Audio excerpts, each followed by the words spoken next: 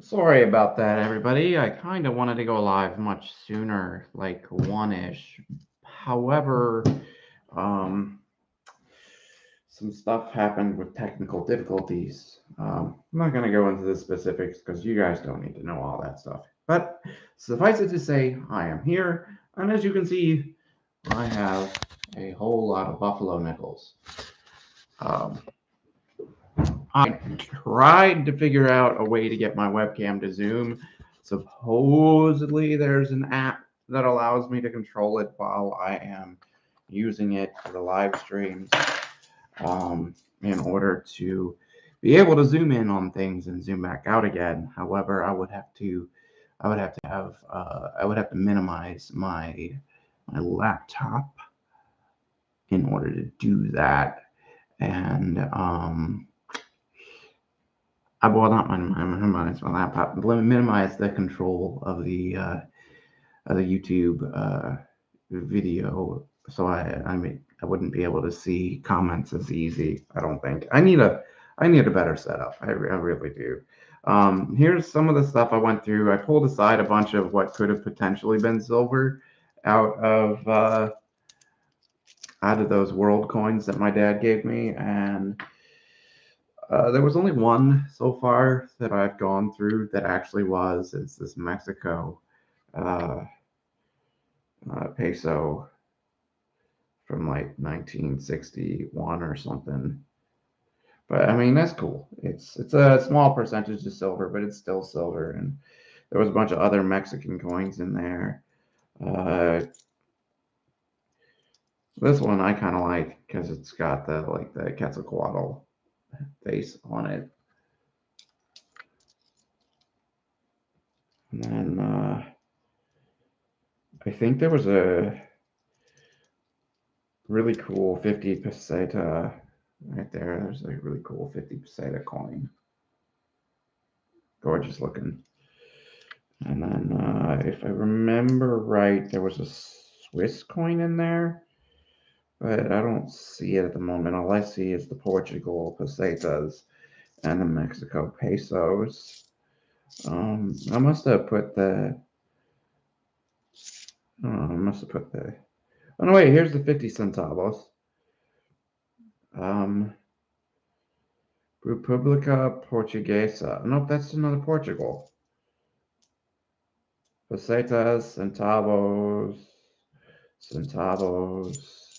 Yeah, it's all either Portuguese or Mexican in there. Um, this one I thought was kind of neat. Just a random flattened penny. It looks like a railroad flattened penny, probably. I'm not sure entirely what happened to this coin, but one of the edges is smooshed. But anyway, so I've got a bunch of coins that all have uh, no date on them, buffalo nickels. I have a few that I know have mint marks and I know what they are. Like these three here, you can see that. Those three there are all San Francisco's. So I'm going to do those last because the San Francisco's have the chance of being some key dates. Because the San Francisco mints for the Buffaloes, some of them have really low mintages, like under 2 million. So maybe we'll get really lucky. Maybe we won't. Who knows? The other one I have here is I've got these that do have mint marks. These ones here have mint marks, but I can't really tell what they are. More than likely, they're all Denver's because Denver mint mark tends to like to get squished. So maybe I'll just lump them in with the Denver's for now. But I don't want to nic-a-date the uh, I don't want to nic-a-date ones that do have a partial mint mark because I'm worried if I do that that it might destroy the mint mark entirely. If anybody has any suggestions on what to do with those five that have partial mint marks, like how to be able to tell exactly what they are, that would be great. One of the surprises I have is yesterday I made a post on my channel about going to the bank and picking up some customer route. It was almost all paper. But there was one that was a shrink wrap roll with a little piece of paper wrapped around it and taped to it with writing on it. And I didn't think anything of it at the time. I didn't think it was going to be a full roll. But they are all 2004 Philadelphia's, and a lot of them have this beautiful, like, golden toning. I don't know if you can see that on the camera very well. Like, that thing, well, there you go. There you can kind of see the toning. That thing has some gorgeous toning to it, and almost every single one of them has that toning. I don't know if it's from being in that shrink wrap roll or if it's from being in that shrink wrap roll and then having the heat applied. Um, I don't know if you'd call that artificial toning, but to me, it wasn't intentionally done, so I would not call it artificial personally. I would call that just toning, which, I mean, call it like it is. There, it's just toning one way or the other. And every single one of those is a 2004 piece metal uh, Jefferson nickel from Philadelphia. And doing some research on that, if they're in really good condition, which a lot of those look like, actually, they all are, they're all completely uncirculated. Like, I think these are straight from a bank or the mint. Like, somebody got these in this shrink wrap roll and then put a piece of paper wrapped around it to say that they were all 2004 Philadelphias. I do have a tube because I bought an entire tube of these dateless Buffalo nickels for like 20 to 25 cents a piece. Um, However, uh, I'm not sure whether I want to just send the whole lot off to PCGS for grading and hope that maybe I get a couple of gem choice uncirculateds that are in really good condition. As you can see here, I bought some new nickel folders. I did buy a V nickel folder, although chances of me getting any of those in hunts are pretty slim. I know I have a few already that I could probably toss in there, but I got an updated folder for pretty much everything. I'm surprised that the Buffalo nickel, the new one, the Buffalo isn't shining like the Jefferson on there, which makes me think that this might be an older variant of this Whitman folder than I was led to believe. Yeah, this is copyright 1992, but this one here that I have that I've been putting them into says copyright 1940. So this one is definitely way older. But I can start transferring these over to the new book first.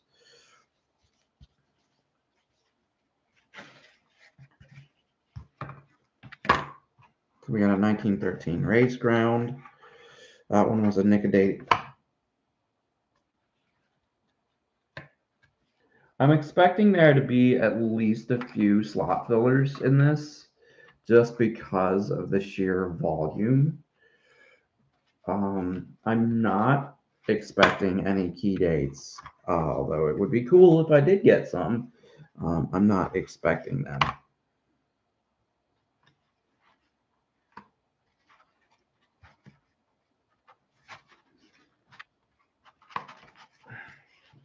You know a good Whitman folder when the coins don't want to go in the slot.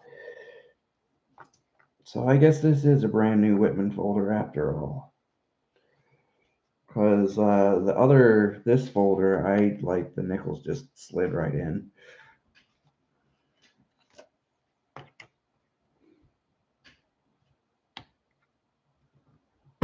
There we go. All right, that's in place really good. Then we got another 1916. Looks like all of these are pretty much Philadelphia's, so I'm not surprised, honestly.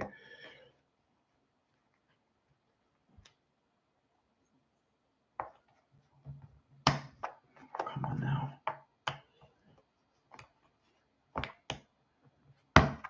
Come on, go in the dang folder. Go in your slot. Go in your hole. Go in the hole. Hello, Market Scraper. How you doing? So it's gonna be a fun live stream. I haven't done nic-a-date on this scale And I'm like, I don't think I've ever done nic-a-date on this scale. Why will you not go into your dang slot? Oh my gosh, this nickel is being stubborn. My gosh. Would help if I had the cap on so I wasn't pressing my hand into just like sharp plastic.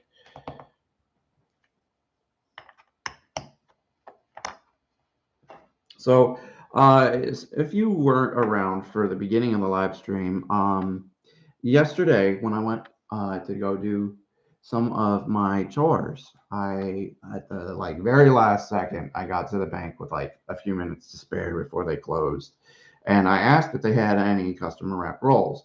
It was almost all paper, and I went through all of that except for the pennies. I've got the pennies to go through. I'm going to do those on this live stream, I think, but I it was almost all paper rolls. There was one shrink wrap nickel roll that I didn't think anything of. It was just inconspicuous.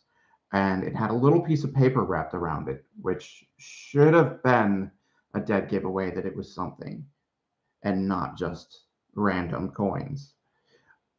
They are all 2004 Philadelphia piece nickel variety, uncirculated, perfectly uncirculated Philadelphia nickels. Um, and they all kind of have this beautiful gold toning to them. I don't know how well the camera's going to show that, but you can kind of get a scale of the toning right there.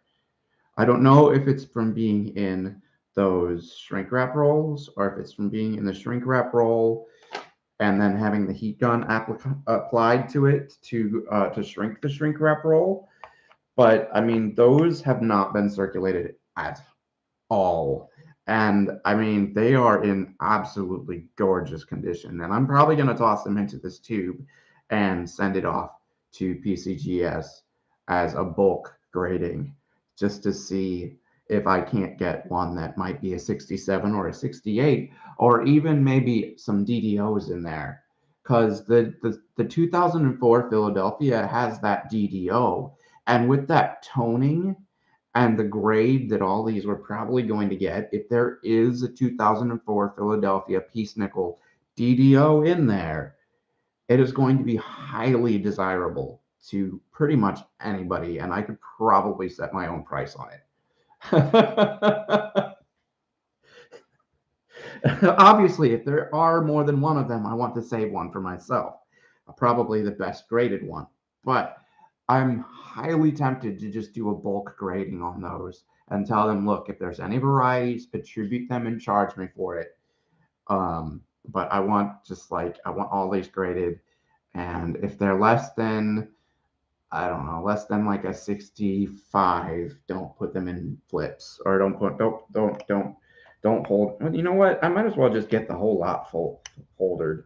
I mean, that's $2 worth of almost 20-year-old nickels now that are completely uncirculated, completely beautiful quality. Like I'll even show you the front. Like even Jefferson is got some toning to them. Like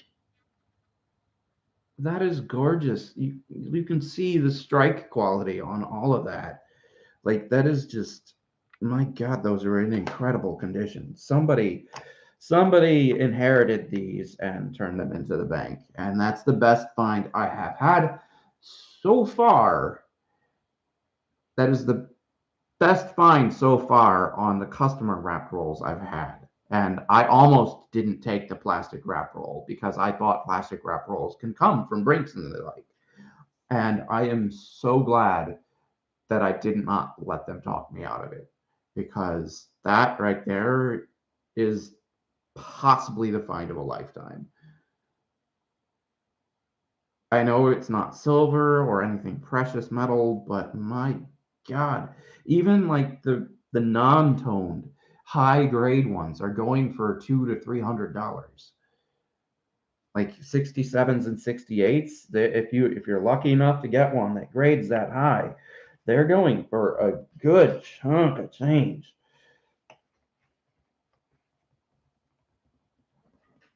And I paid face for every single one of those. So I call that a score, in my opinion.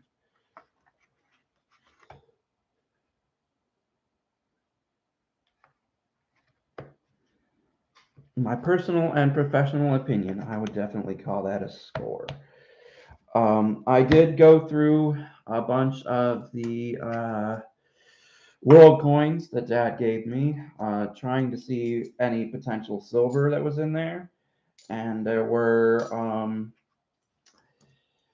a bunch of Mexican ones, but none of those. Those are all nickel, unfortunately. Every single one of these is nickel. There was one old peso coin from like 1960 that's slightly silver, but I mean, it's still free silver, so I can't really complain there. And then there was just this really cool squashed penny. Like, it looks like somebody took it, put it on a railroad track, and had it flattened that way. Because this is not like your typical elongated penny. That is like an actual like smashed penny from like a railroad. Yeah, no, it's an entire roll of them. It is $2 worth of purely uncirculated Choice BU 2004 Philadelphia um, piece metal nickels.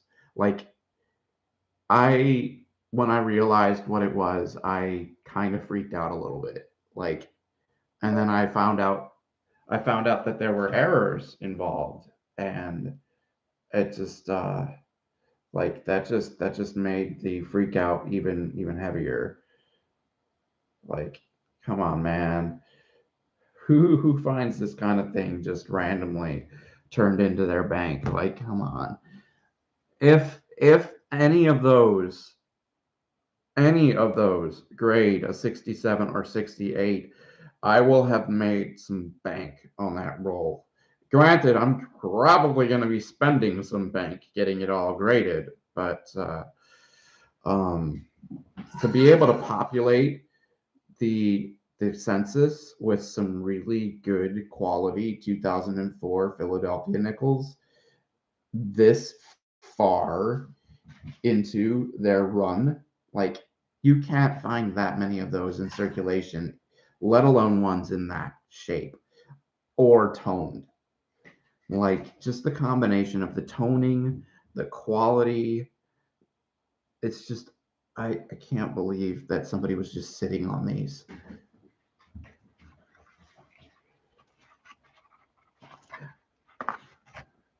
Like, I'm blown away by that.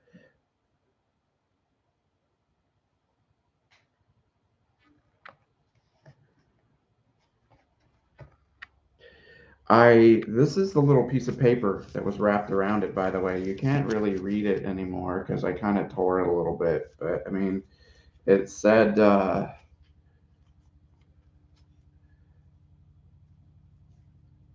2004.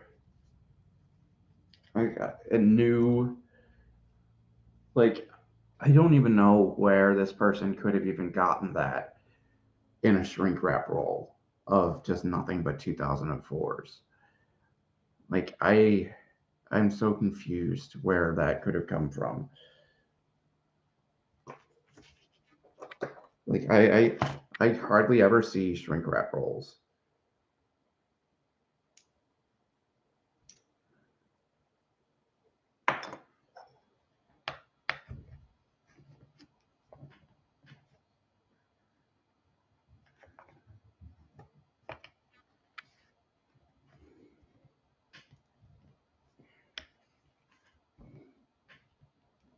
Woo! Hi. You just jumped. That wasn't cool. Why'd you do that for?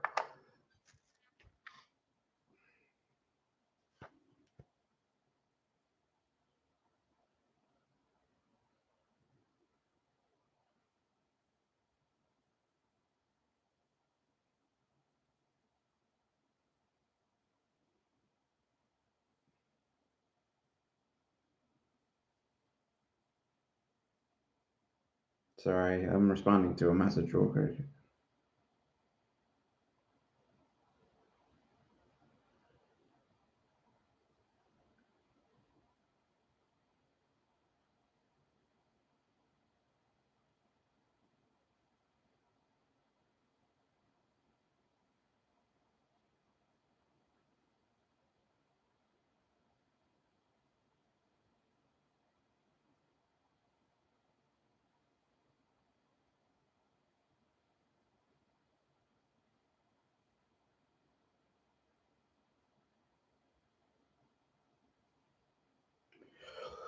All right.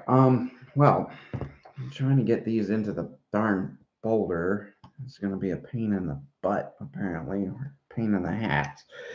I was on a video game the other day, and I was trying to say something like "oh butts" or something like that, and I just instead it got turned into "oh hats."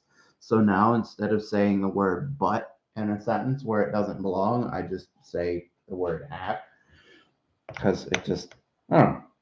It's just more fun. At least to me, it is. Like "oh hats." Hey, Coinan, sorry about that.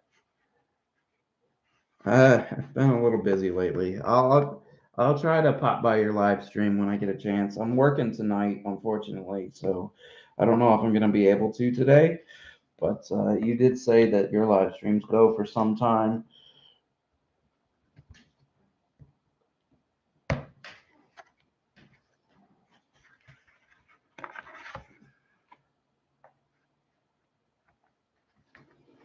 So for Coinan, who's just tuning in, I had what could pretty much account to the find of a lifetime for myself recently. Yesterday, I went to the bank. Um, asked if they had any customer rep rolls, and I bought them all. It was about $60. Actually, no, it was exactly $60.50 worth of coins. And I'm going to be turning most of that back in because almost all of it was just skunk. But it was almost all paper wrapped coin. There was one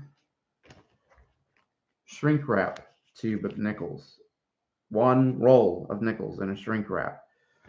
Every single one of them, every single one of them is a 2004 Philadelphia piece metal nickel in brilliant uncirculated. You can't really see the toning on that one. Hang on, let me see if I can find a better example.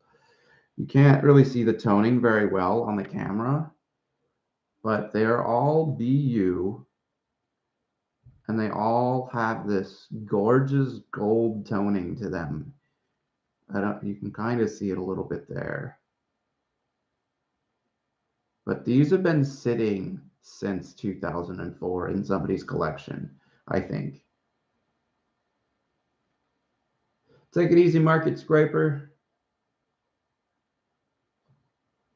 But yeah, I'm highly tempted to drop these all into this tube here and just send the tube off to PCGS for grading and see if maybe I get lucky with some high grades or some errors. Because I was looking into those nickels, and apparently the 2004 there is a DDO on the Philadelphia that you can find. And in the grade that I think that these would get, having a DDO for that, I think would be a tremendous, tremendous boon for pretty much anyone. Like with the toning, and if I find one with the doubling, like I can probably just set my own price on selling those at auction. Obviously, I'm going to keep one for myself if there's more than one of them, whichever one's the best one. But I'm probably going to sell if there are more than one of them. I'll probably sell them off. Give the YouTube coin community first dibs, more than likely, because you all have been pretty awesome throughout the years. I appreciate it. Appreciate all the support and wonderful, kind words and encouragement. Right now, I'm just taking my old Buffalo folder and transferring them to the one I just bought, since the old one, the coins kind of just flopped right out of. And as you can see, I'm having a difficult time just getting some of these into their slots in this book. So there you are. They're going to stay put once I get them in their slot. Well, if I can get them in the darn slot to begin with. My gosh, some of these are really stubborn. Oi, oi. Oh, there we go. There's one. All right. We got it. We got it. We got it. And then these all over here are all Philadelphias. There was no chance that those had any mint mark. I have 3 that are San Francisco's, 5 that have partial mint marks that I wanted some feedback on those as to how to proceed with the partials. Like, do I try to nic-a-date what I can of the invisible part of the mint mark, or will that just destroy the visible part of the mint mark? Like, is that a bad idea to do? Like, I almost want to just call them all Denvers and be done with it.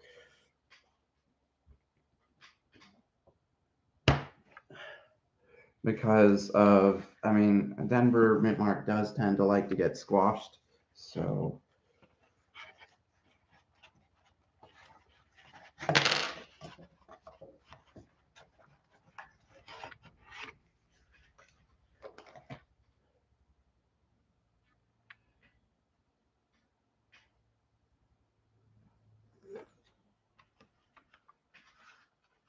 I don't know. What do you think, Quentin? Do you think that would be worth leaving as is, or should I try to nic-a-date them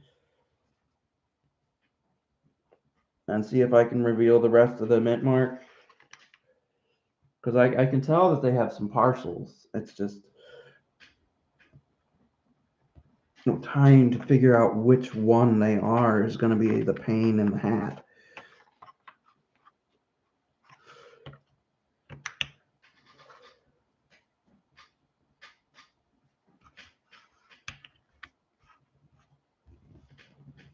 My gosh, these do not want to go in there.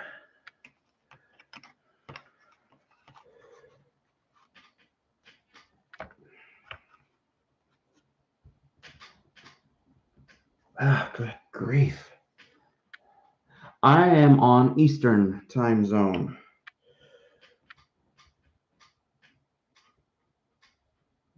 Oh, good grief. Ow.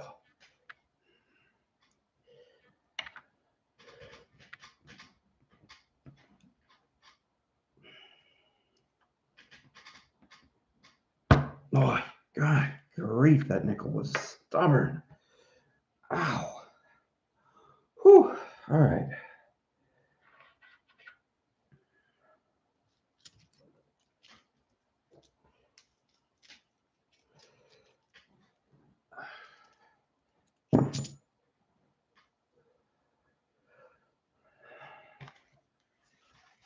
Uh, 1923.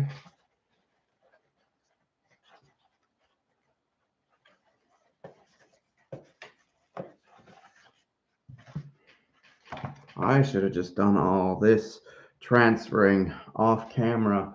But I know some people like the sound of the coins going into the folder, but there is probably going to be plenty of that with the 100 buffalo nickels that I had to go through. So I should have just done this off camera.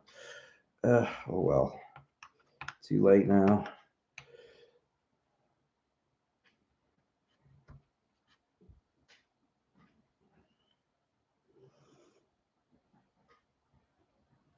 Oi, oi, oi, oi, oi. Good grief. My gosh, that hurts my hand. I need to use something better to squash that in there with.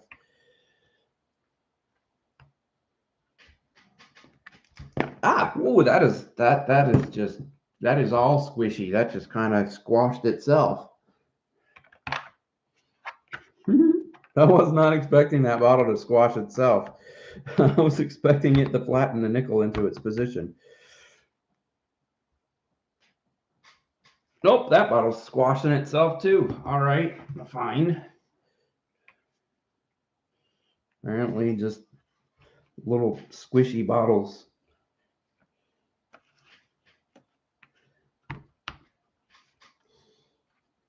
Live stream starts at 6:45 p.m., finishes around 2 a.m. All right, well, I will check it out once I get home from work if it is not too terribly late. Oh, even that is just squashing.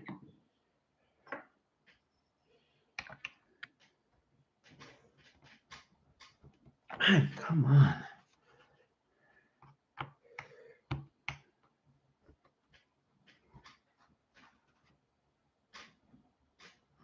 Go in your folder. Come on, you stubborn coin. Go in your book.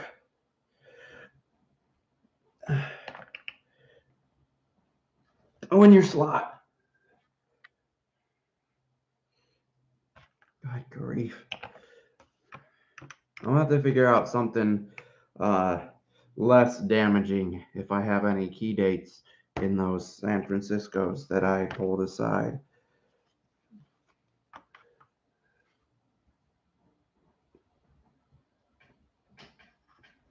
Oh, good grief. Ow. Does anybody know a better way? Yeah, well, this is a brand new folder. So, yeah, new folders are kind of very, very stubborn. The older folder, they kind of go straight in the spot, but that also means they come out of the spot much easier. These are going to have much better hold. The coin isn't going to flop right out when you close the book.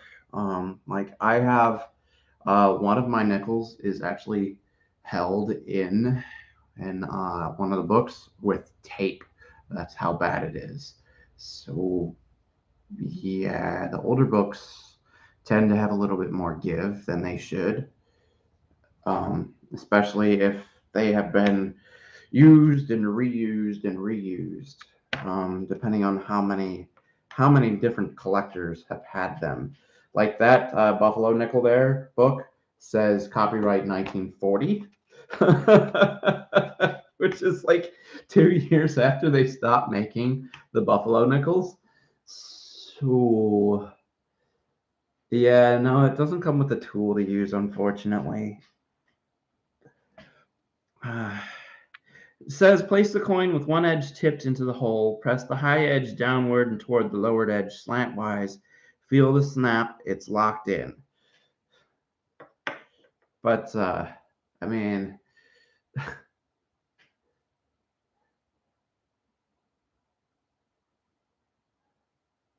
yeah, that's how it is. One edge is already in. You can see here. I don't know how well you can see that, but I've got it just kind of slanted in there.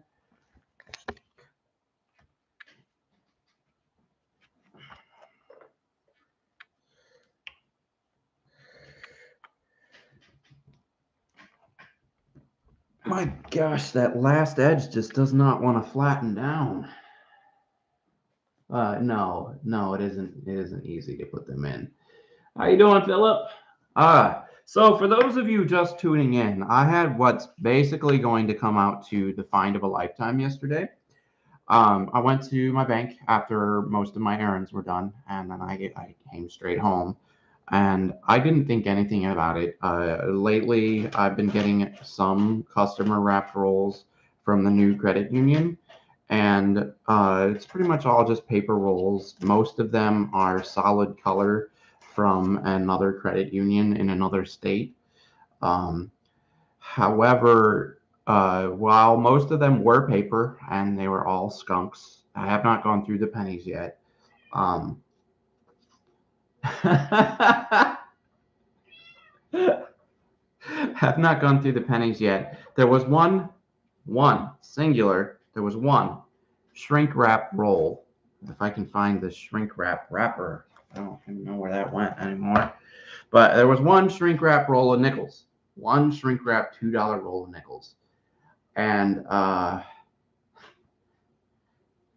they were all, every single one of them, brilliant uncirculated, never seen circulation. 2004 Philadelphia, piece treated metal nickels. And they all have this gorgeous golden toning to them. I don't know how, like, yeah, you can kind of see it right there. Like, there's just Some beautiful toning and luster. Oh, hi. As I drop it onto one of my placemats. But yeah, there's just some beautiful toning and luster to all of those. And honestly, looking into details on these nickels, the 2004 Philadelphia peace treaty nickels, um, there is one error variety, 2004 Philadelphia peace nickel DDO, or double die obverse, for anybody that doesn't know what that means.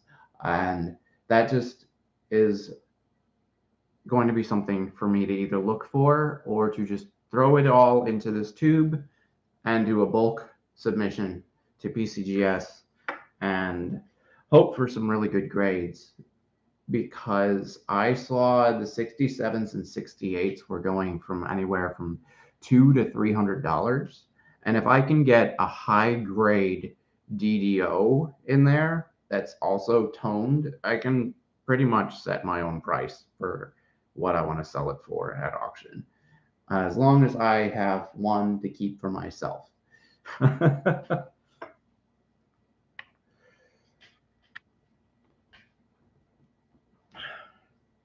I'm going to try. Actually, no, I might break the tube if I do that. There's a good possibility I might break the tube doing that anyway. Let me see if I can use the roll of pennies to squash it in place, maybe.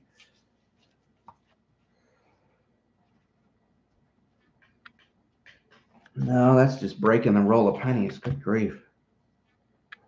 All right. Well, I will move on to that one. I'll move off of that one. I should have just done these off camera. It would have made so much more sense. Because there's probably going to be a lot of slot fillers, because I have 100 of them without dates that I was going to use nic-a-date on. Like some of these I'm able to just use my fingers to pop in. Like the very first one I did just popped right in place with my thumbs. And some of them require more force, which is unfortunate.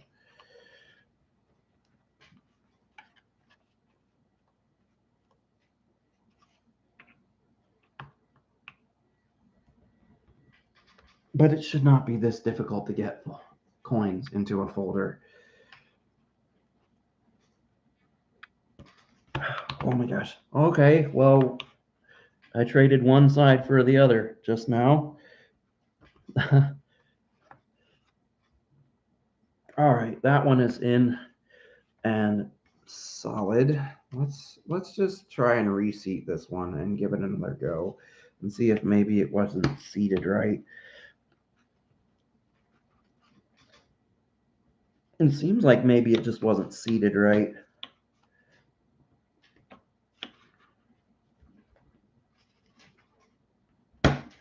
Oh my gosh. Take it easy, Coining. I'll try to check out your live stream tonight if I'm able to. You said you start at 6:30.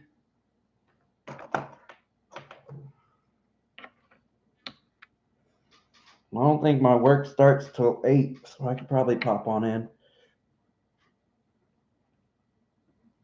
Come on. My gosh.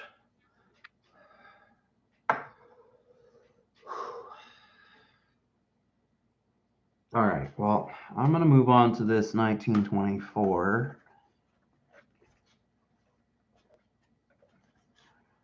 Buffalo.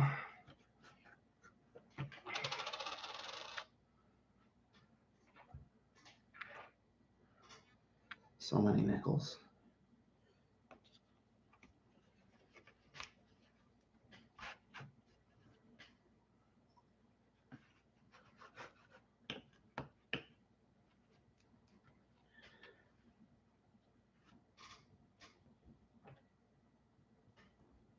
Yeah, like, see, that one went in no trouble.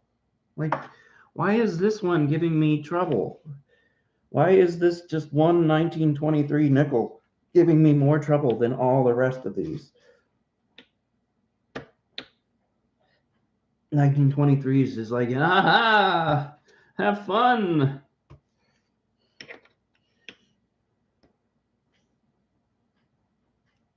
Oh my gosh.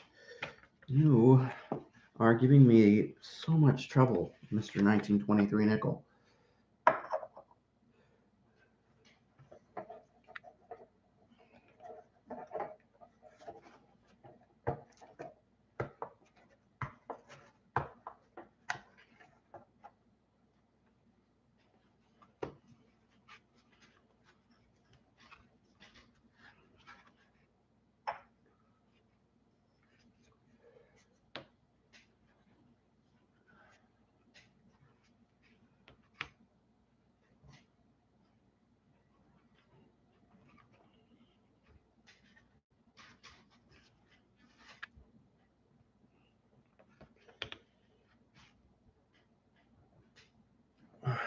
This 1924 Denver seems like it might be the same thing. I'm going to try going from the top down instead of the bottom up and see if that makes a difference on it going into its slot. Ah! Or maybe not.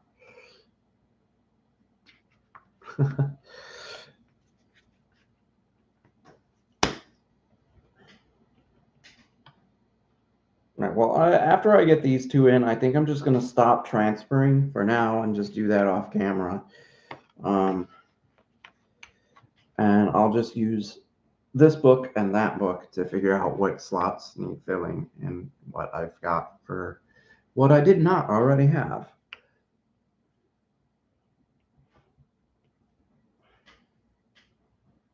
All right, I'm going to put 24D back in the other book for now.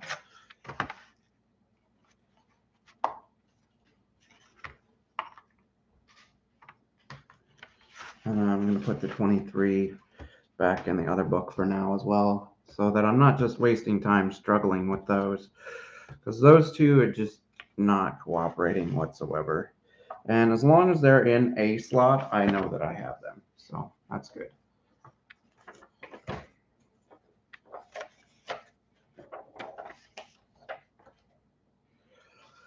All right, so should I get to the nic-a-dating right away, or should I show you what's in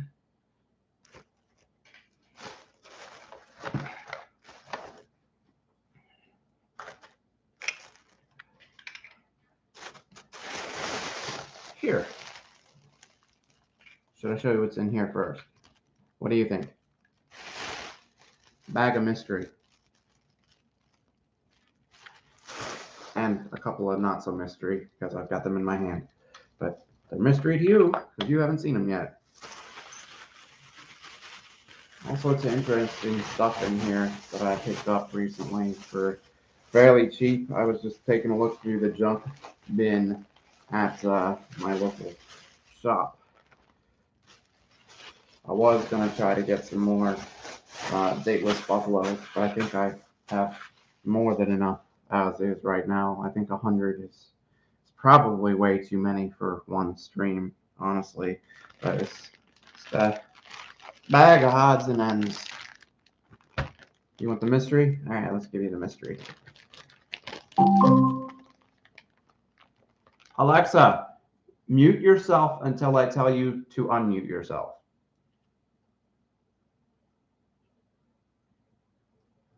Alexa, mute.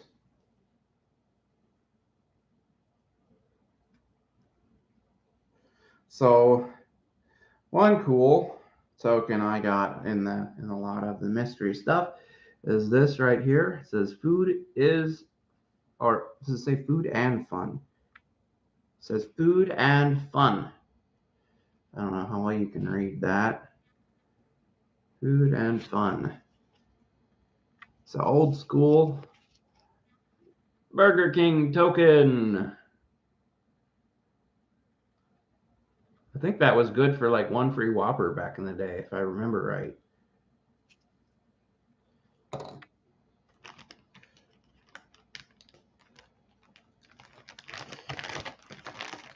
There's a few tokens in there. Oh, I didn't want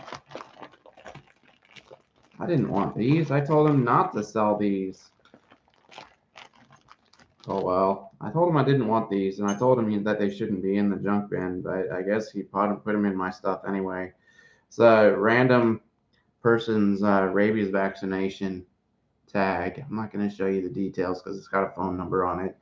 And then this one is from like the 60s, 1964 Eaton County, Michigan dog license tag.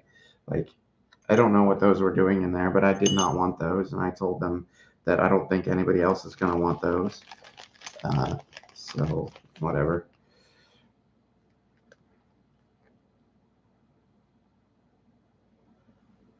A cool little bus token, letter L chomped out of it. I'm guessing the buses read that. Good for one fare. I love a good old school bus fare token. Those are fun. Wooden nickel. This one, to me, is really cool. The bus token, I don't know how old the bus token is. Probably 70s or 80s at least. It says Leopard bus lines.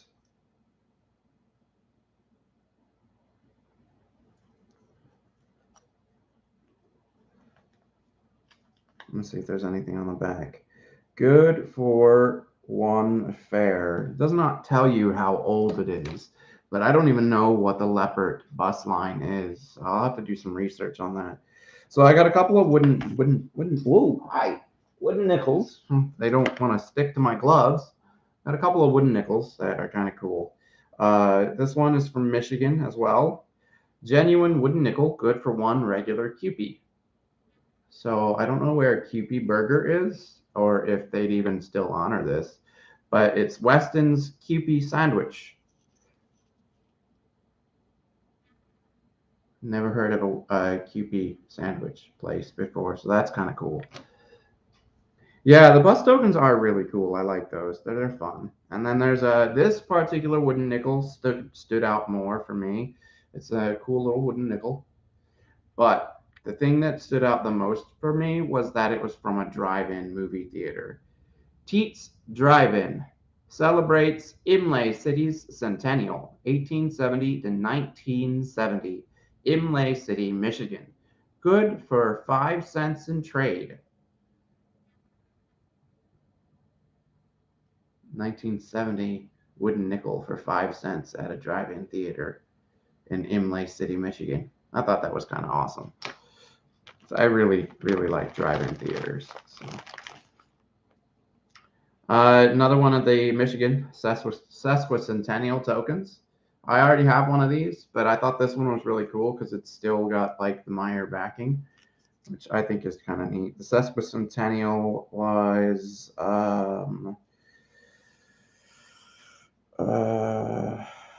good question. When was the sesquicentennial of Michigan? It says on here on the token, but take a look at both sides of this token real quick. Take it out of here. So the sesquicentennial, it just says Happy Birthday, Michigan. 150 years, made exclusively for Meyer, 100% copper. So it's a solid copper round, which I think is kind of awesome. Michigan sesquicentennial, 1837 to 1987. So it's from 1987. It's kind of cool. You got a little bear on one side with the initials RW. So that's my second one of those Meyer sesquicentennial tokens from 1987 now. Still, I think both of them are in the original Meyer packaging, if I remember right. I've seen a bunch of them loose without that packaging. To me, they're more fun when they still have the packaging. It just has more of a story that somebody cared enough for that long to keep it in its packaging. Another weird little token here from another well-known restaurant. This is no cash value.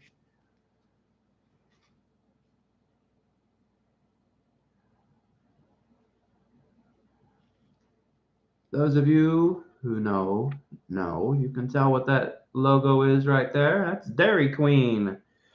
So it says, Romps Dairy Queen, we treat you right. Trademark. Brazier. So that's an old Dairy Queen token to go with the old Burger King token. I thought that was kind of neat. Cool little JFK medal. I thought that was kind of fun. I like JFK, so.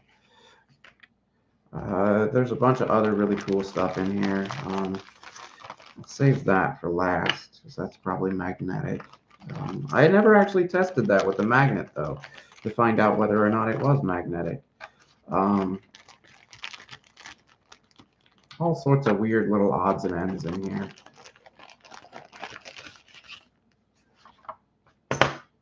It's another wooden nickel from American's Bicentennial. From Ruth's Dinette, Home-Style Food, Ovid, Michigan. From 1976, a centennial year.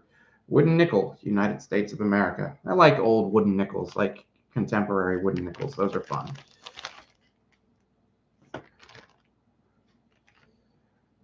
And they had some elongated pennies in there that I snagged just because. I did not get a chance to look through everything they had, unfortunately. They would close at 5, and I was there at like 4:30, and it took them like 20 minutes just to get to me. What you wowing? Mud swat? Oh, you're wowing that I'm online. Yeah, it's been a while. Haven't seen you in a while, Mud Swat. How you been? So this one has like a brick of text on it, this elongated penny. I am not entirely sure what this is. It's a prayer elongated token. I see. Oh, that's cool. And this one is another. It's a Niagara Falls elongated penny. That's cool. Niagara Falls elongated penny. That's awesome. It's actually probably a little bit more collectible than some of the elongated pennies. I'm not certain what this is. This is not an elongated penny. This is a tag of some sort from a bank. Commonwealth Commercial State Bank, Detroit, Michigan. Pay by check. And then I think it's got an account number on there. And then it says Detroit or pay by check department. And then it's got like a number on there, which I'm guessing is the department for the pay by check department. Commonwealth Commercial State Bank Detroit token. This is kind of cool.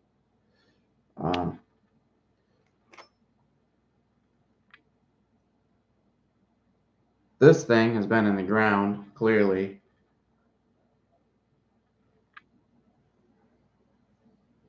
This is from Ohio, so I thought that was kind of cool.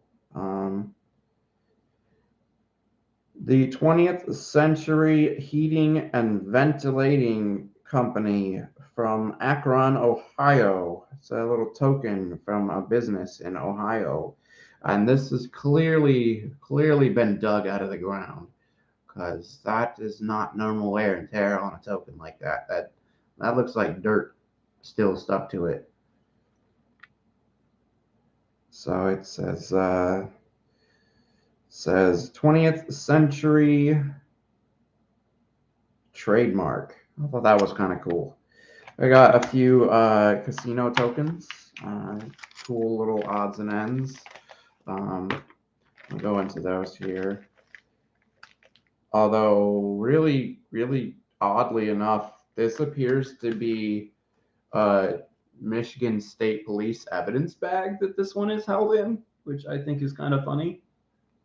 I didn't realize it when I bought it. A solid line must be visible when secure pack is closed. Description 9 MCM, $1 silver tokens. Incident 38. Yeah, there's an incident number on there, and it says it was seized from someone, and it's got an item number. Like, how did this wind up in a coin shop? Yeah, and then there's even a tag on there for wow, 27 miscellaneous, 9 silver colored MGM Grand Las Vegas $1 tokens. 9 silver colored MGM Grand Las Vegas $1 tokens. And then there's like a evidence tag on it too. Like, I don't know if I should open this. It's kind of funny that these are in there. I mean, it's not all casino tokens. There is one random like George Washington token in there. But I think it's so weird that it's in an evidence bag from Michigan State Police. Like, it's Michigan State Police, Lapeer County. It's so strange that it's in an evidence bag. Like, I want to look at the tokens inside, but at the same time, I don't want to open it. Oh, hey, Mudswat, since you're just tuning in, find of a lifetime yesterday happened. I went to my bank after I got done with my chores and asked if they had any customer wrap rolls. Yeah, maybe confiscated and returned. That would make sense, but it's funny that they kept it in the evidence bag.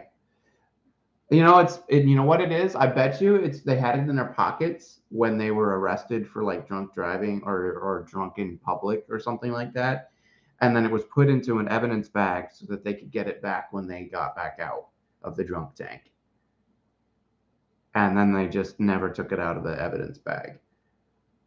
But yeah, anyway, on to the find. Almost all of it was paper wrapped rolls. There was one plastic shrink wrap roll of nickels, and every single one of them was this 2004 Philadelphia brilliant uncirculated peace treaty metal nickel with, you can kind of see it there, some gorgeous like gold toning around the edges. And the 2004 Philadelphias for this variety also have a double die oddburst to look out for. So I may go through these on a separate stream trying to see if I have any DDOs, or I may just put them all in this tube since it's a full roll and just send it off to PCGS for a bulk grading submission and hope for the best, because those 2004 Philadelphias in really good condition, like a 67 or a 68, go from like $200 to $300 a piece. And with the toning, and if there is one that's in that condition that is a DDO, I could probably just name my price on it. As long as I was able to keep one for myself, that's all I would care about. But here's a couple of the other tokens. This one somebody cared enough to put into a flip or into a holder, which I think is kind of funny.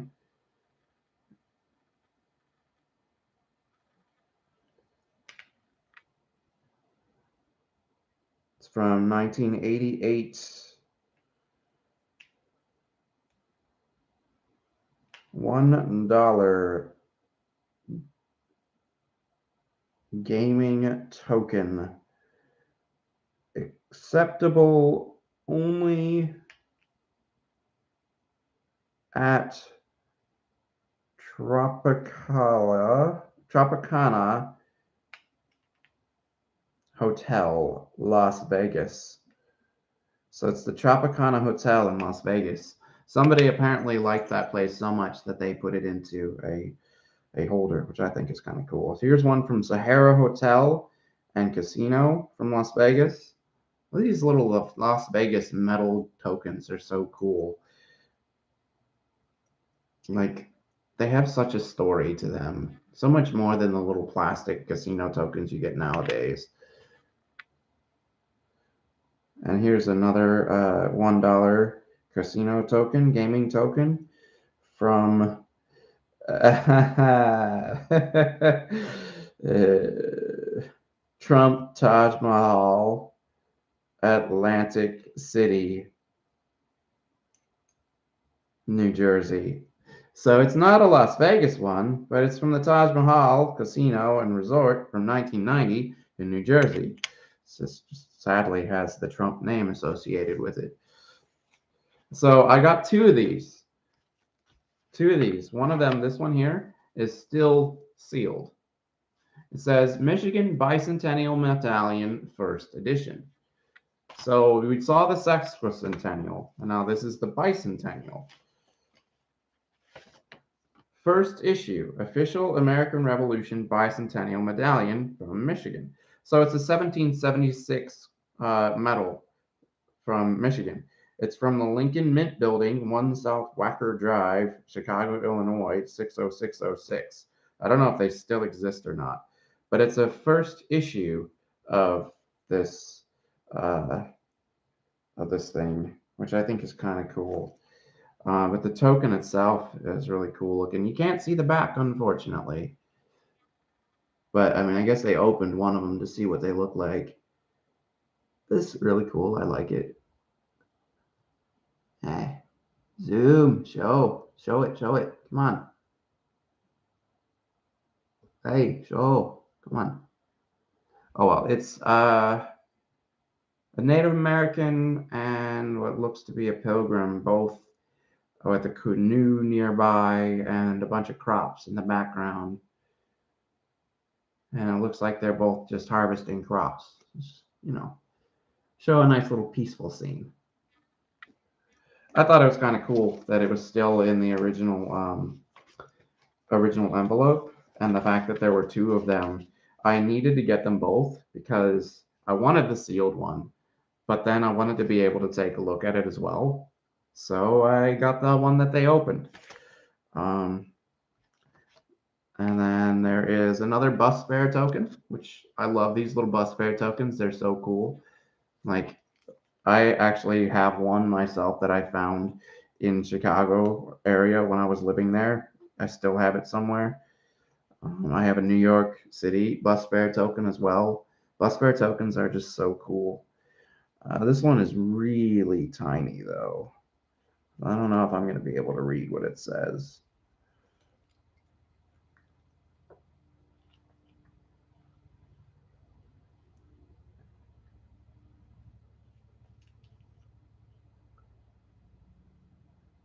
San Diego. It's a San Diego bus token. That's cool.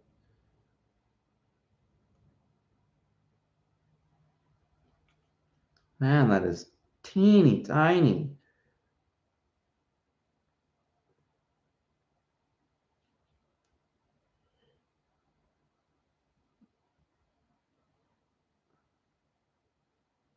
I cannot make hide nor hair out of most of that writing, but it's a San Diego bus token. It's an old San Diego transit token. And then there's another transit token.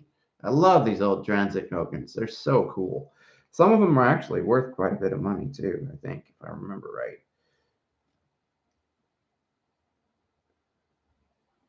I cannot make hide nor hair this bus token. This side is just kind of slick.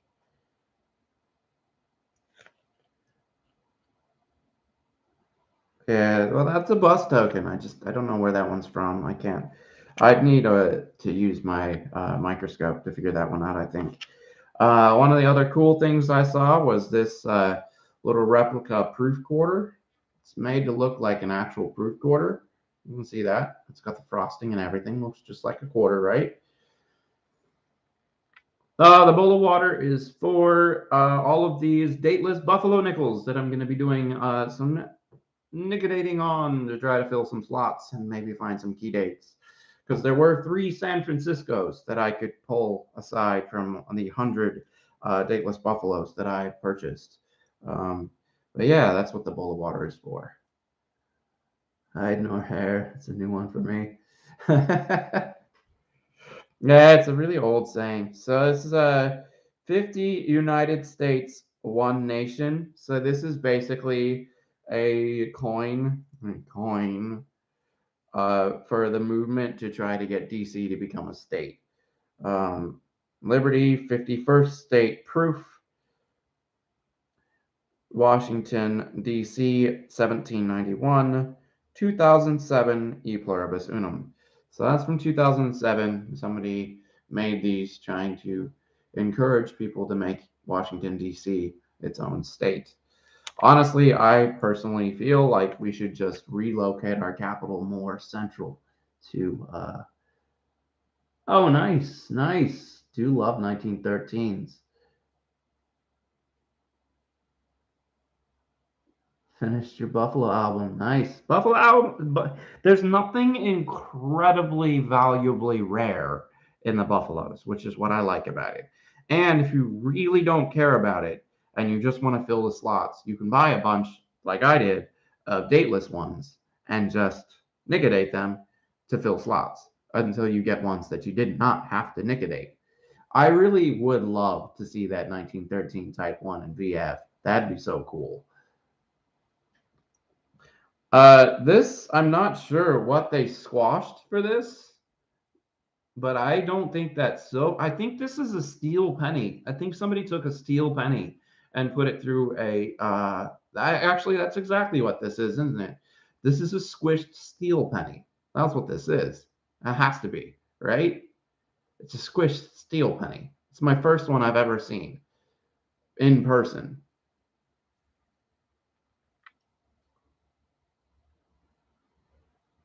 Oh, dump the entire coin on Nicodate? I mean, I guess, but that would kind of, I don't know.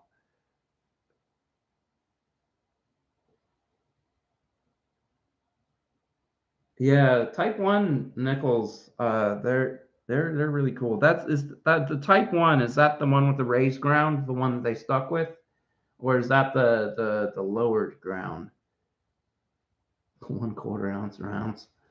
I know that somebody said that you can do like the 1/10 ounce rounds as well.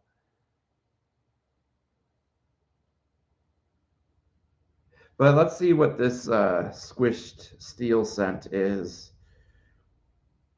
Floral Clock, Niagara Falls.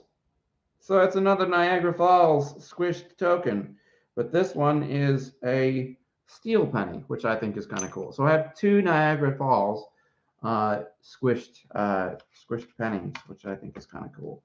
And then last but not least for the randomness is another Michigan uh, Lansing Centennial Year. That's cool, right? Lansing Centennial. Yeah, I'm pretty sure it sticks to a magnet. I haven't tested it yet, but I'm fairly certain it will. I don't have a magnet handy at the moment, or I would check it. Um,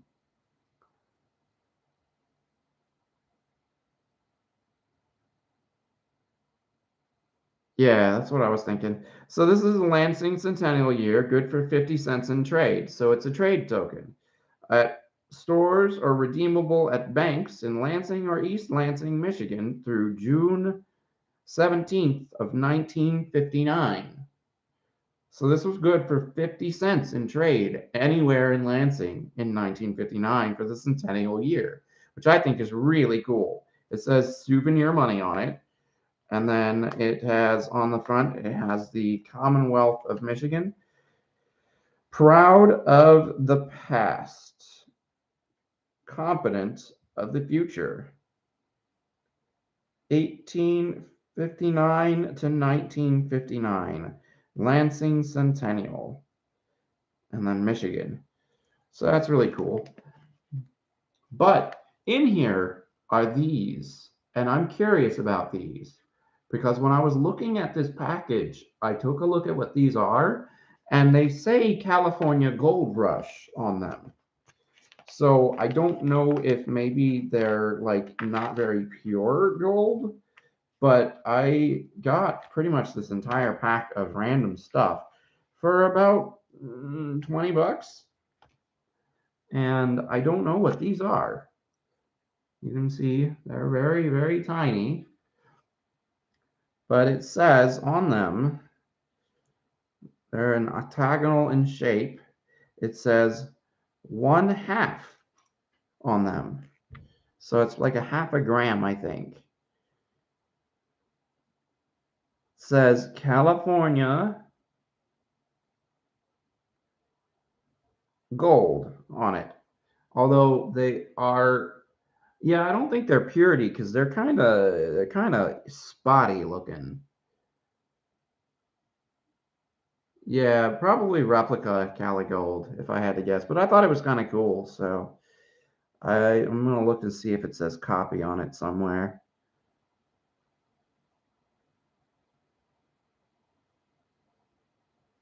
I thought those were kind of neat.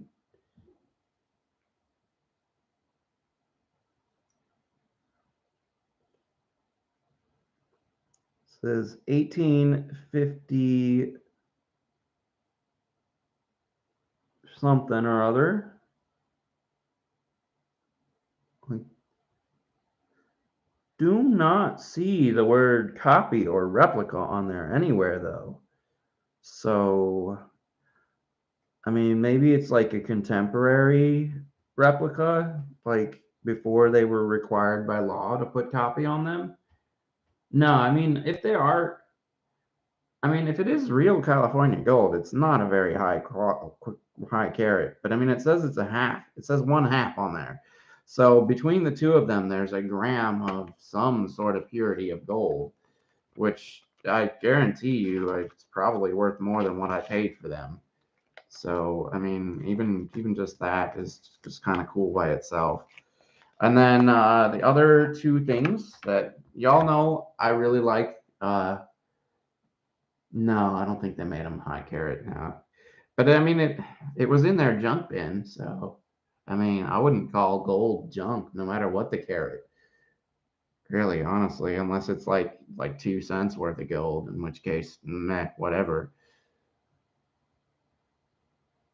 But this is an Apollo token for Kernan Schmidt Evans, Apollo 17, December 7th, 1972. I love things relating to the space race and NASA in general. Like this kind of stuff I really like.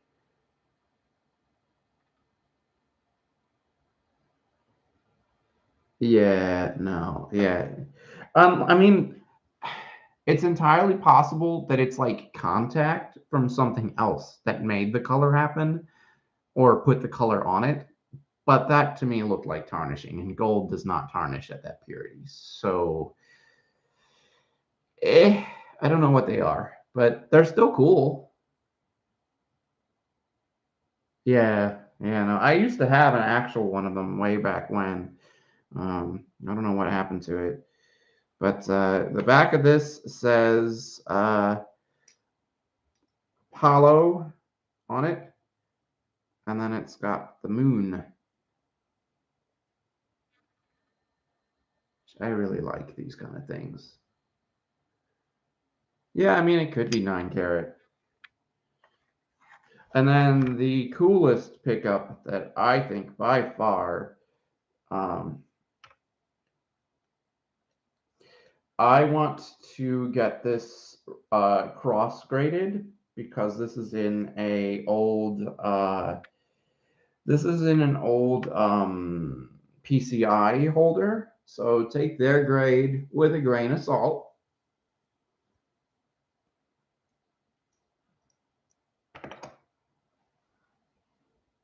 Take the grade on this with a grain of salt, but it's a 1949 Canadian dollar. It's the only year with this design. It's a Canadian silver dollar from 1949. Yeah, that's true. Illegal copies wouldn't say copy. And then it's 1949 King George VI MS 63. Take that with a grain of salt. It probably isn't actually an MS 63. I mean, it might be. It looks pretty nice. But I mean, that thing's gorgeous. I'd like to get that in a PCGS holder though, because I don't like how this holder looks. I don't like how this coin looks in this holder. I think it would look much better in a PCGS slab. But I mean, it's still a gorgeous coin, and I love coins with ships on them. So that's to me that's really cool. I like coins with ships, especially a big frigate like that. Like that was a man of war back in its day. That was a warship. Those are cool to me. I like those. Um, all right. What should I move on to next? Should I do the ones that actually have mint marks, or should I do the Philadelphias first? What do you think? I've got the paper towel here ready to dry them all off as necessary.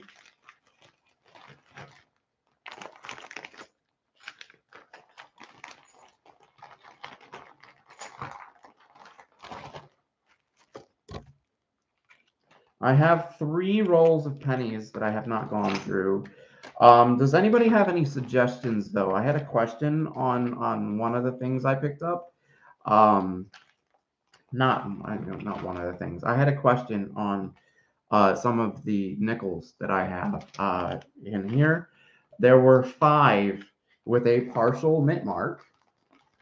I cannot make hide nor hair of what the mint mark actually is, because it's not fully intact. Is there a technique for revealing the rest of that without destroying the already intact uh, mint mark that you can kind of see, or should I just leave it as is and call it a Denver?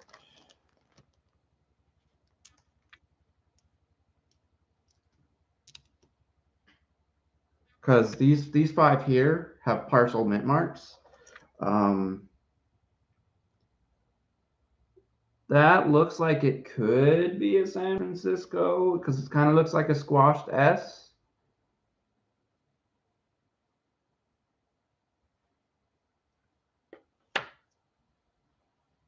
Okay, so nickel a partial mint mark won't damage what's visible of the mint mark.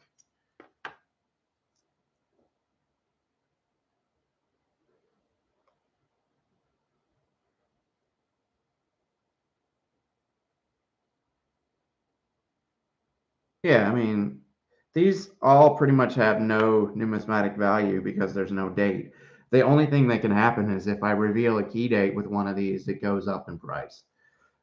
It won't be as much as that particular key date without having been nickel, but it still would be worth more than a dateless nickel.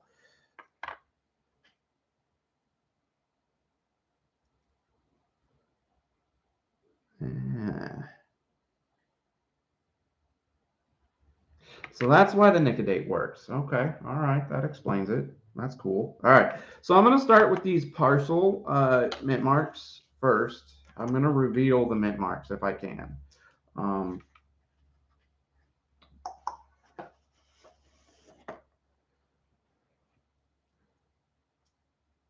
I'm going to do a couple at a time because I don't want to let it sit for too long.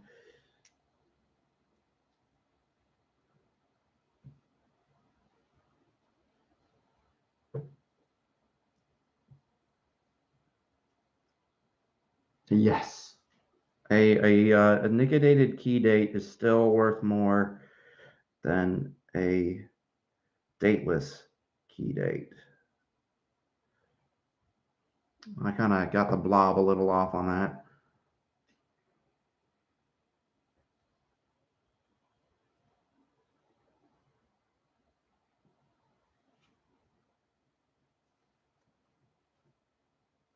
I may have let that one sit a little too long. We'll see. I may have toasted that one.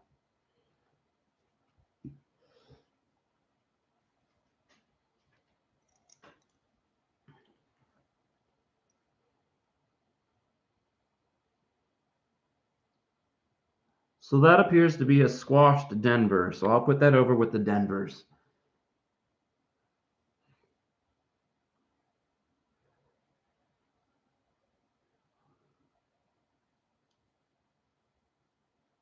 That I am still uncertain on.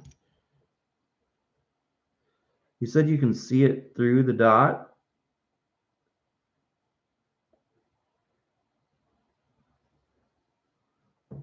I've never really paid attention to the dot as I do them. I usually just let it set for like 5 seconds or until it starts turning brown. And then I just rinse it and dry it.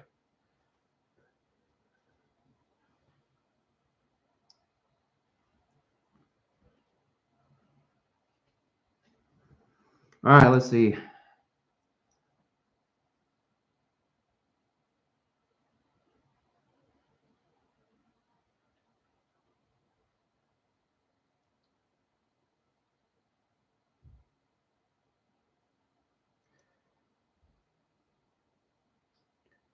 That is a Denver.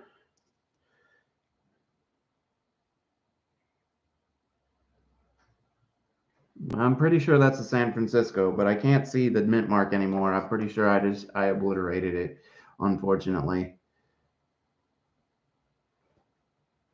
Yeah, if you let it sit too long, it will obliterate the details, though, won't it?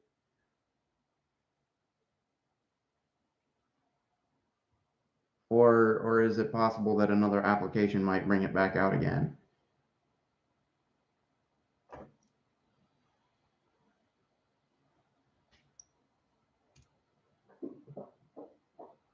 Okay, dang it, normal.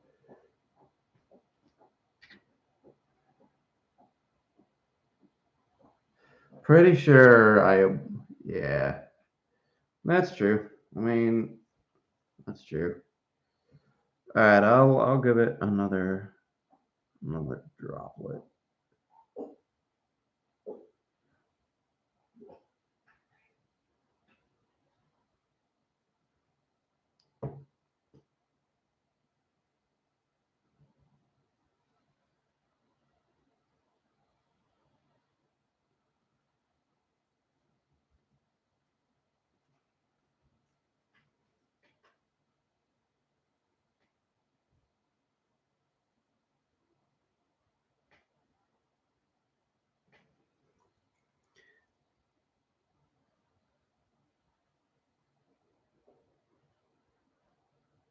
You know, that might actually just be a cud. I can't really tell if it's a mint mark anymore. I forgot to rinse these ones off. They've been sitting a little longer than I wanted them to. Oops. Hey, whoop, oops. Let's hope these aren't toasted.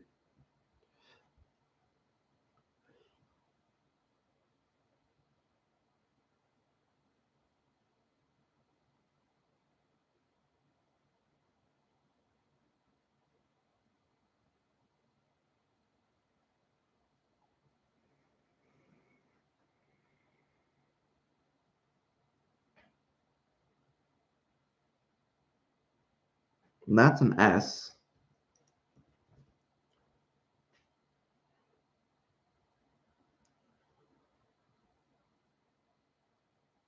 That's an S.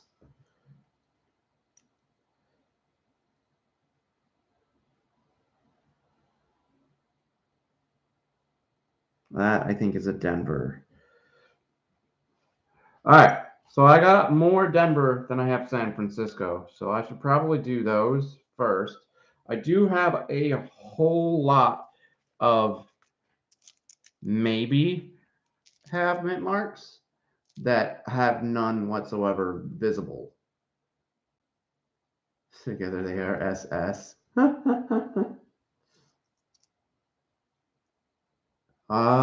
So longer will get them to show better, but it'll be more discolored.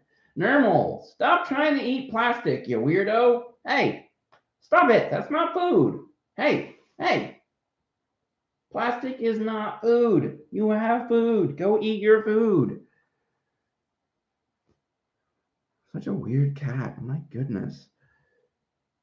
Throw them all in a bucket of nic-a-date. Yeah, some of these are really badly slicked. Like, there's like so slick you can't really see anything. on some of them. Like, I think they're all the regular raised. They're all the regular like flat mound of dirt. I don't think I saw any that weren't the flat mound of dirt.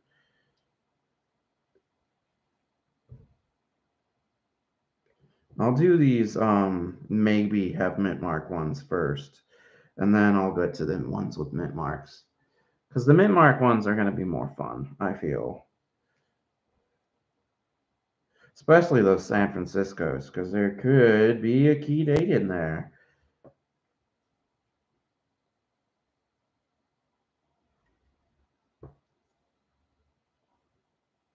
Get the slicker ones going first.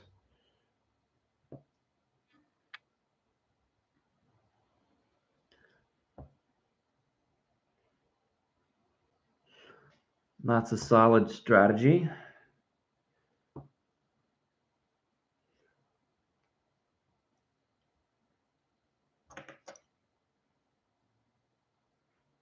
That's one of my already dated, already known San Francisco ones. All right, so let's take a look at which ones are the worst and start with those.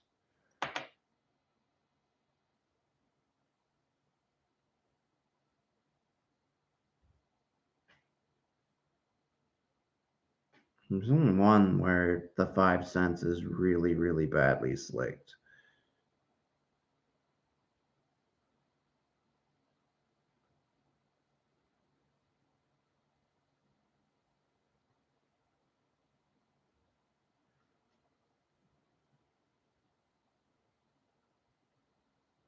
I have a feeling most of these are probably just going to be Phillies.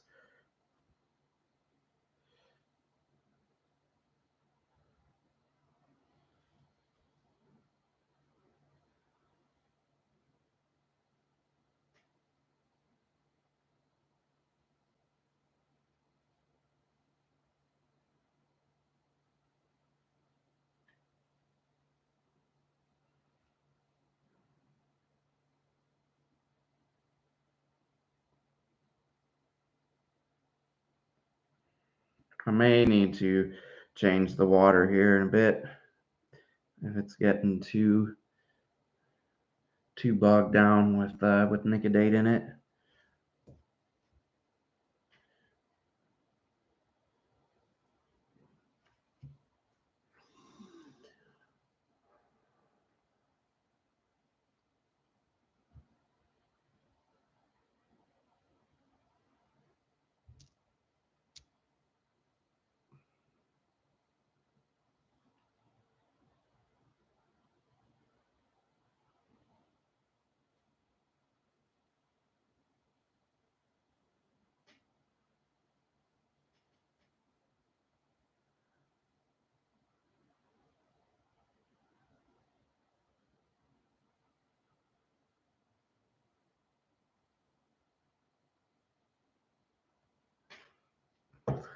All right.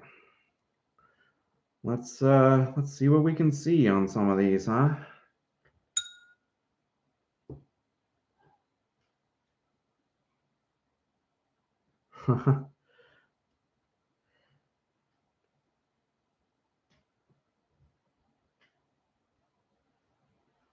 Three sets of buffaloes. Wow.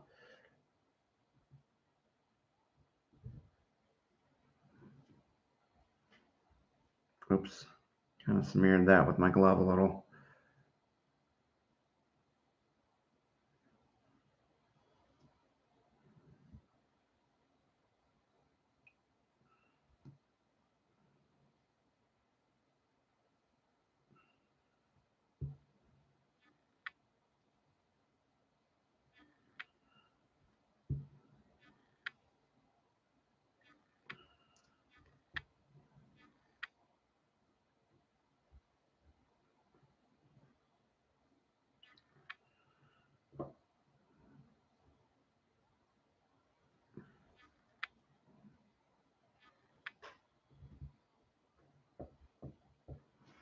All right.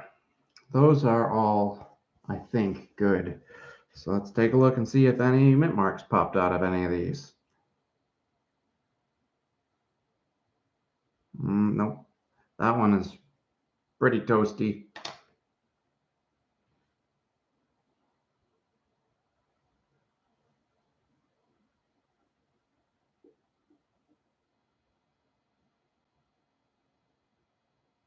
I'm not seeing any trace of a mint mark on either of those two.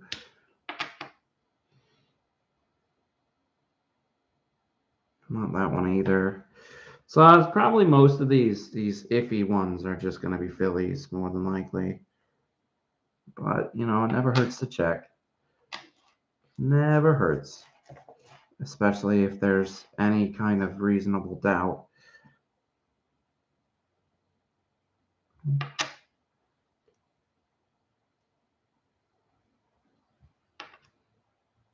Usually you can kind of tell if there's going to be one or not just with the amount of space between the 5 cents and the bottom of the coin, though, can't you?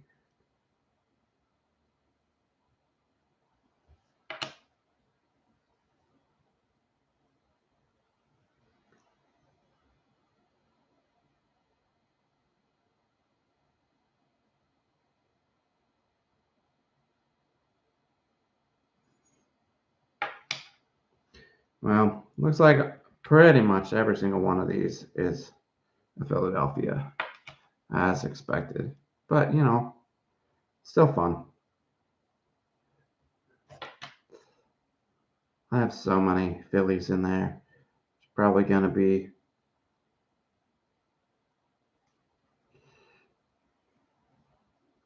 This one might bear further investigating. I'm not sure. I can't tell if that's a squashed mint mark or just a mark on the coin. I think it's just a mark on the coin. Some of these, it's really difficult to tell whether it's a squashed mint mark or if it's just something on the coin.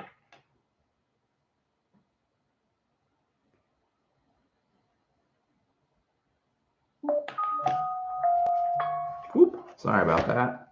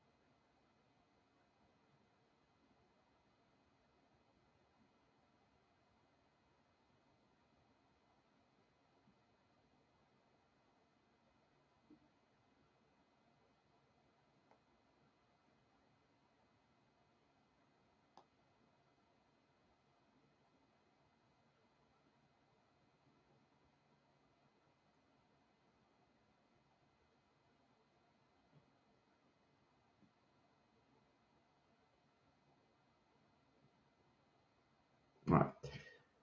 So I think today what I'm going to do, since I've already been streaming for an hour and a half at this point, what I'm going to do is I'm going to focus on these ones with mint marks, and then I will do another stream since there are so many of the Philadelphias. I think I'm going to do those on their own live stream because there is probably an entire roll of Philadelphias there.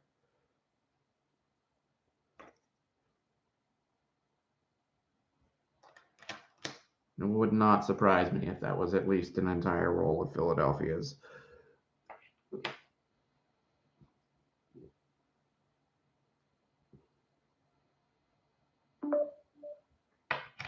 Oop, sorry. Hang on.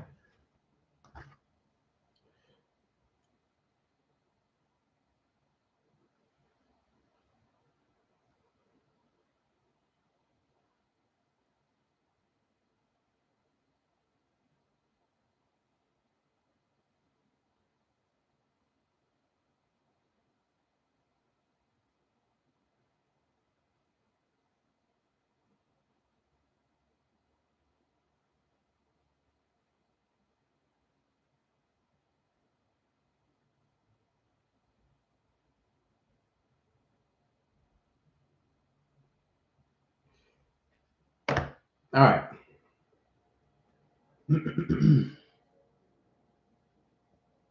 Bucket. Bucket of Philadelphia nickels.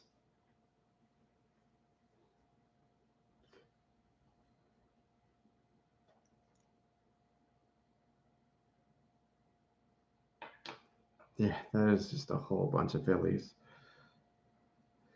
Yeah, pretty much every single one of these that I thought might have a mint mark. Yeah, actually, none of them.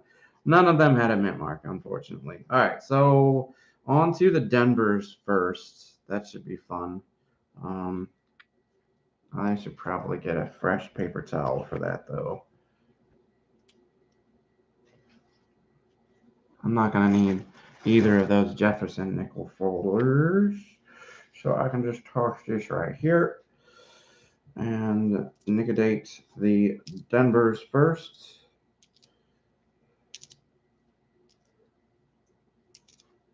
And then I only have 5 San Franciscos, so that'll be really quick to do.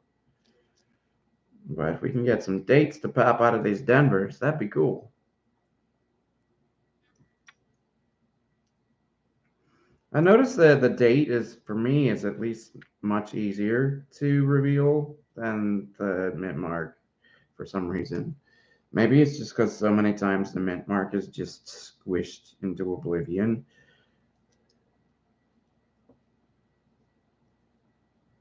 Like, I don't even know how the mint mark gets squashed like that. How does the mint mark get squashed? That's a good question. Oh, this one has a date. Why are you calling yourself a dateless? That's a 1928 Denver. That one has a date. That was in the date list. Okay. I guess I didn't check to see if any of them had actual dates you could read. That's a 1935 Denver. That's a 1936 Denver. Okay. Well, that's a 1929 Denver. All right. Well, somebody didn't do their homework on these very well. Dateless. My hat.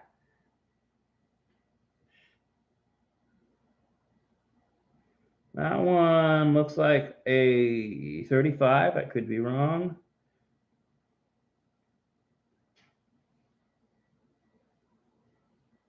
That appears to be a 27 or a 37. What? Some of those just had clear dates on them. Like, what? I'm confused by that. Like, how are you going to call this a dateless buffalo? That one's slicked. That one's slicked. Yeah, all of the San Franciscos have non-readable dates, but like 4 of the Denvers had readable dates. So I'm a little confused there.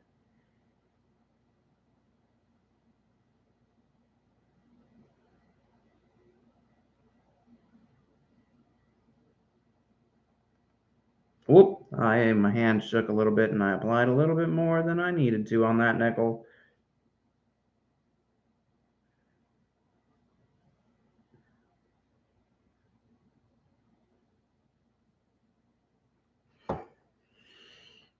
All right, let's let that sit for a little bit, and then I will rinse these all off.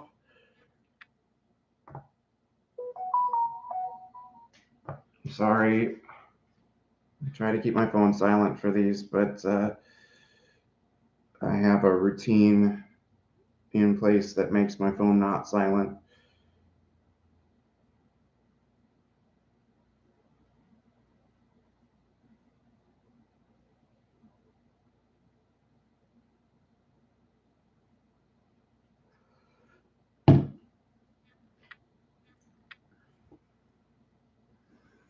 All right, let's see if we got any dates to pop on these.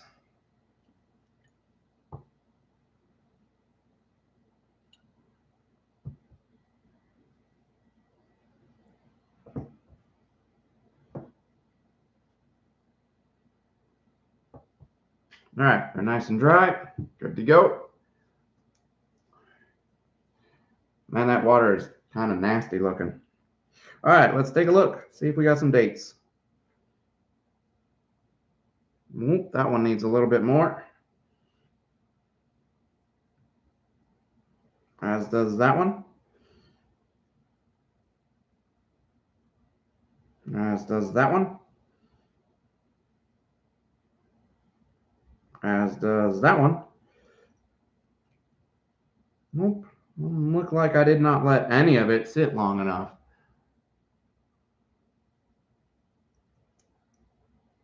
Hmm. Weird. I thought I let some of that sit long enough. Are you only supposed to let it sit like 5 seconds?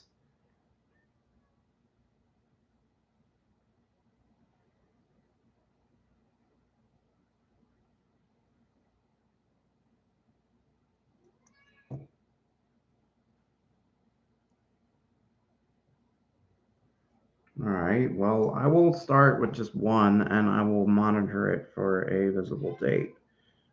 Hi, normal. Hi, what do you want? Hi. You want to sit with me? Come on. Come on up. You can come sit with me. Come on up. You've done it before. You've done it before. You can come sit. Come on. There you go. Nice. All right. That should theoretically be enough time to get a date to pop. If not, it might just be toast. All right. I can't do this with you in my lap, normal. I'm sorry. Any other live stream you can sit in my lap, but not when I'm doing nic-a-date. Well, I can kind of see a date on that one now, but it still, I think, needs a little bit more time.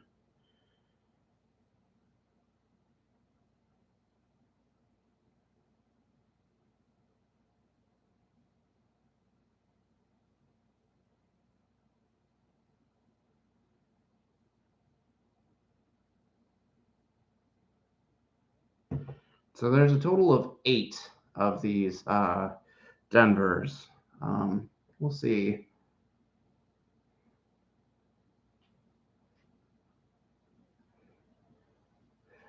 But yeah, most of the key dates are San Francisco's, if I remember right.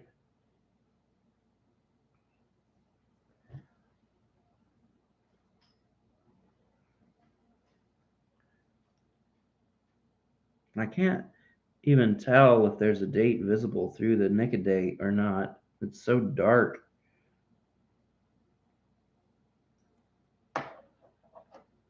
Like, how are you supposed to tell if a date becomes visible and then rinse it off? You're just supposed to be able to see through that murky brown nic-a-date.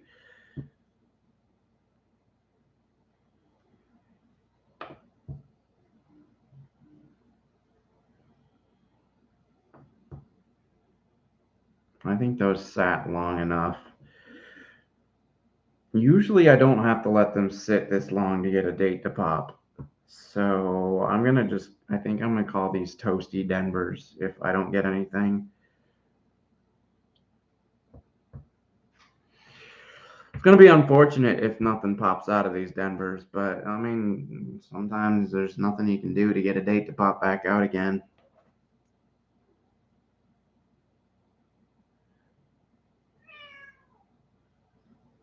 Oh yeah, that one is just toast. That one's just a cold Denver at this point, unfortunately. That one kind of has a bit of a date, but I can't really read it. I was hoping to get at least one of these with a date that was readable.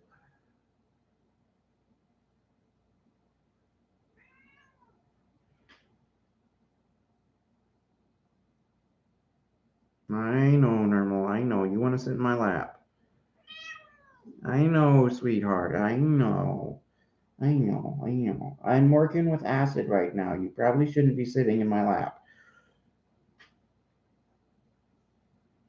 I know, sweetie. I know.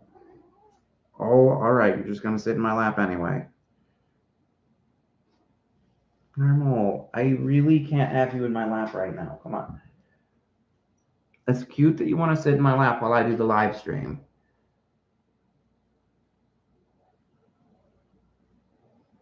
It's entirely possible that it's just darker nic-a-date or just the lighting isn't right.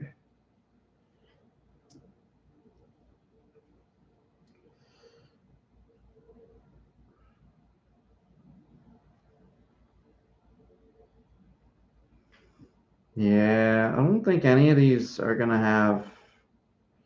I mean, I can try one more go around on these ones that aren't toasty. Because that one that I said was a coal is just like, you could tell that there was no way I was going to get a date out of that one. Like, it just was too far gone, I think.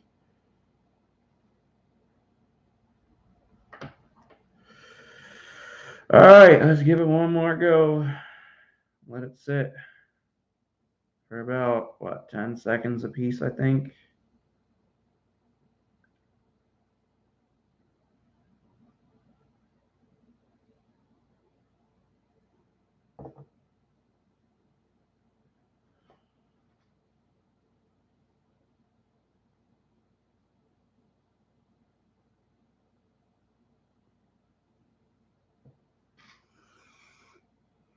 All right, let's see if we get anything.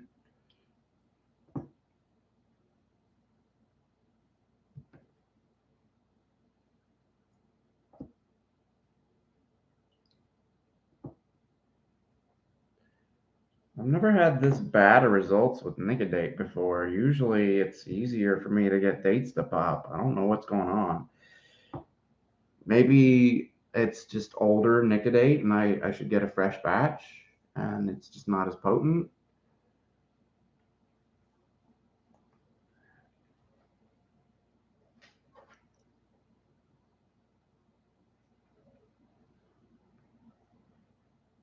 That appears to be a 1935. I could be wrong.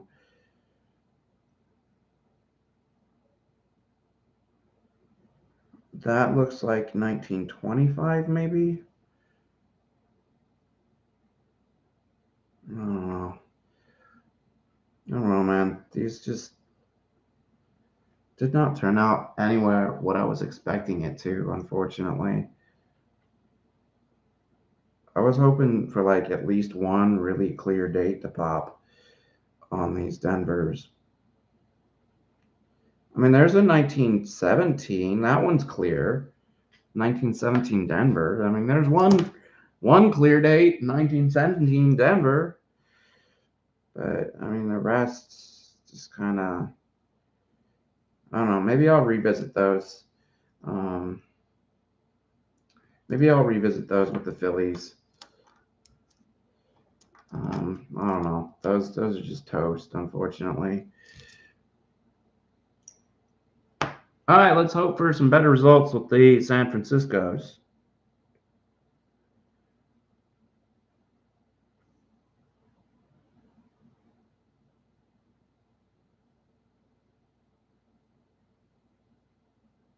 Maybe even a key date would be nice.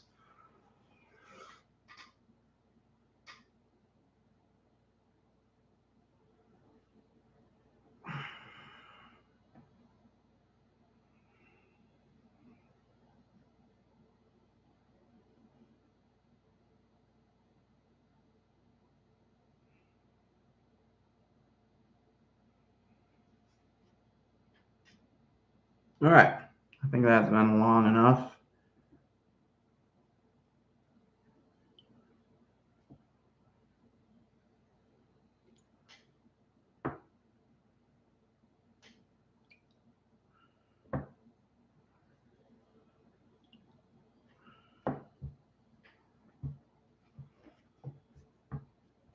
All right, let's test out these.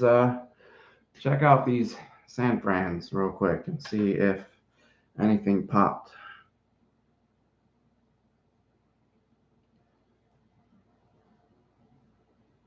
Nothing on that one. You need another, need another little bath.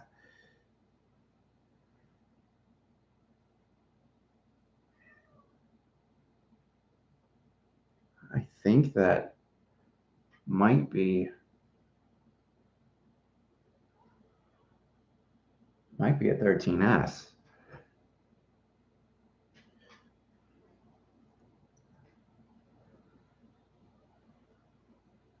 That looks like it could be a 25.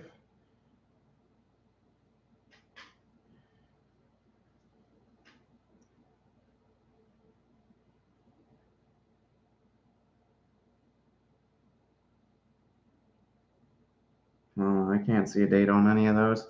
I'm gonna give them one more go around, and if I don't get anything out of this, I will just end the stream.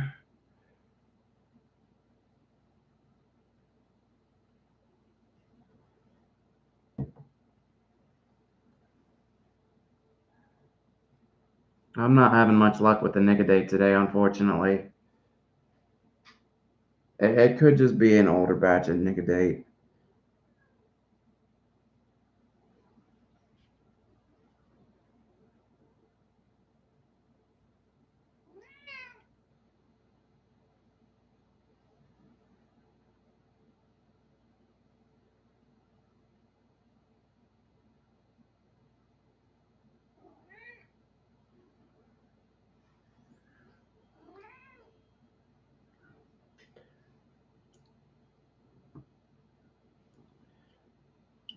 Who knows? Maybe Lucky Cat sitting on my lap for this last dip on the nickels will make a difference. We'll see.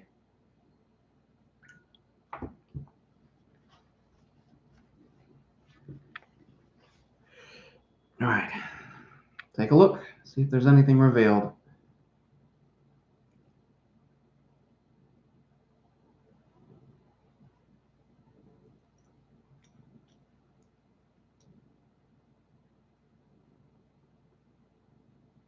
Nothing on that one. Sad.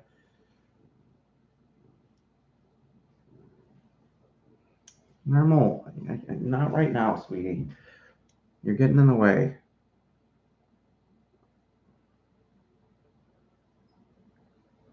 I don't see anything on that one either.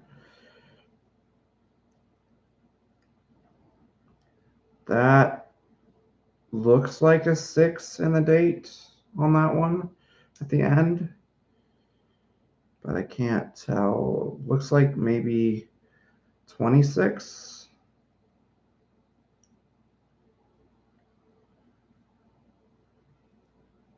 Or maybe, no, that looks more like an 1918 S.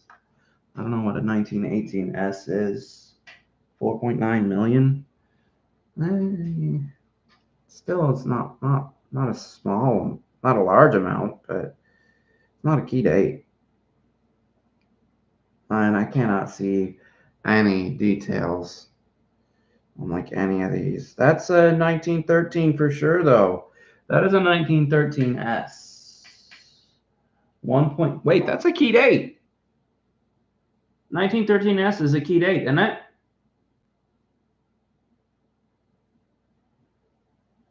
Somebody stop me if I'm wrong, but I'm pretty sure I just got a key date.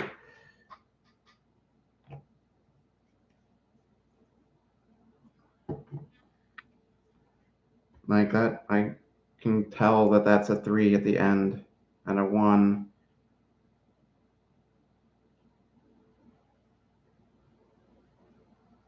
At least I'm fairly certain that's a 1913. I mean, a nic-a-dated 1913S is better than a 1913S that you couldn't see the date on. So it's still a key date. I'll take it. All the 13s are? Ah. I thought the slope ground one was more common. Like there's just like so many of those. Anyway, I will have to revisit the other San Francisco mints At another point in time, unfortunately, I have already gone for almost 2 hours now, and I don't have much to show for it. I still have an entire roll's worth of Philadelphia's to go through, and I do not have the energy to go through all of that right now, and I don't want to waste the time going through it if it's just going to be the same results. I'll have to see if maybe I was doing something wrong, but I'll see. But I mean, I had fun. I had fun. So I was able to get a key date, San Francisco 1913S, to pop out. So that's kind of cool. But yeah, I appreciate all you stopping by, and I had a lot of fun today. Thank you, thank you. Many appreciations, and I may search through those 2004 Phillies off camera to see if there's any DDOs before I put them into their little tube of nickels. Other than that, um, I mean, I don't know if I should put them in a tube. Maybe I should just put them in a flip, put them in all in flips, and just call it good. And just get like a whole roll worth of nickels worth of nickel flips. Actually, I think that's what I'm gonna do. I'm gonna get some 2x2 uh, PVC or non PVC, the plastic flips that PCGS likes, since they don't like the cardboard flips for whatever reason. And then I'm going to yeah, I mean, I do that, but I mean, not for ones that are going to be worth potentially over $200 to $300. I don't think putting them in a tube and letting them slam against each other is a good idea. I mean, I guess I could probably toss them in there gently, but no, no. I mean, they'll get damaged quicker in a tube than they will in a flip. So I think I'm just gonna buy a bunch of flips and just toss them all in there and see which ones are worth yeah, see which ones are worth grading and which ones aren't. I'm gonna need fresh gloves for that because I don't want to handle them with my bare hands. Um, and this gloves have nic-a-date all over them. So anyway, I appreciate it, everybody. Have a great day, and I will catch y'all on the next one. Mikey B signing out.